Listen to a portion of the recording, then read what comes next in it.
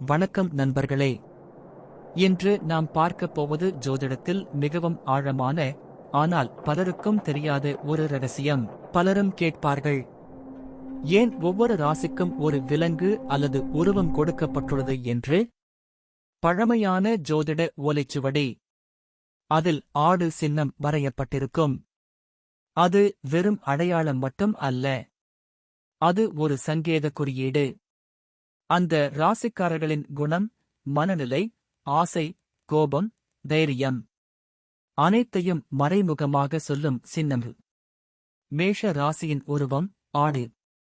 ஆனால் ஏன் ஆடு தெரியுமா? ஆட்டின் இயல்பை கவனித்தால் மேஷ ராசிக்காரர்களின் முழு குணாதிசயமும் புரிந்துவிடும். ஒரு ஆட்டு மந்தையை கவனியுங்கள். அங்கே அமைதியாக நிற்கும் ஆடுகளை விட ஒன்றோடு ஒன்று முட்டிக் கொண்டிருக்கும் ஆடுகள்தான் அதிகம். இதுவே மேஷ ராசியின் முதல் அடையாளம். இவர்கள் போட்டி மனப்பான்மை கொண்டவர்கள். நான் முன்னிலையில் இருக்க வேண்டும், நான் தோற்கக் கூடாது என்பது இவர்களின் மனநிலை.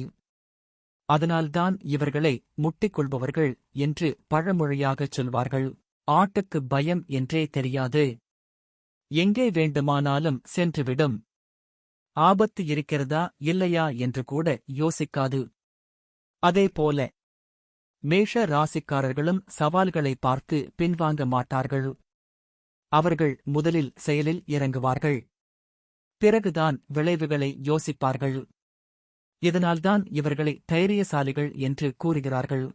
ஆனால் நண்பர்களே, ஒவ்வொரு பலத்திற்கும் ஒரு பலவீனம் இருக்கும்.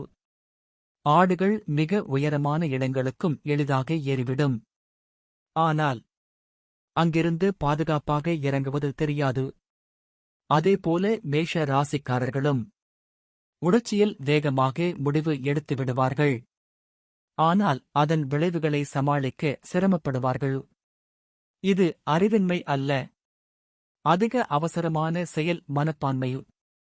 மேலும் ஒரு விஷயம், ஆடுகளுக்கு குறிப்பிட்ட இனப்பெருக்க காலம் என்ற கட்டுப்பாடு இல்லை. இதனால்தான் ஜோதிடத்தில் மேஷ ராசிக்காரர்களுக்கு காதல் உணர்ச்சி, உடல் ஈர்ப்பு, காம உணர்வு அதிகம் இருக்கும் என்று கூறப்படுகிறது. அவர்கள் காதலித்தால் முழு மனதோடு காதலிப்பார்கள். விரும்பினால் தீவிரமாக விரும்புவார்கள், வெறுத்தாலும் அதே தீவிரம் இருக்கும்.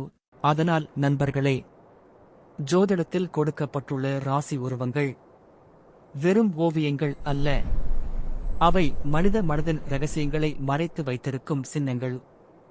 ஆட்டை புரிந்து கொண்டால் மேஷத்தை புரிந்து கொள்ளலாம். வாழ்க வளமுடன்.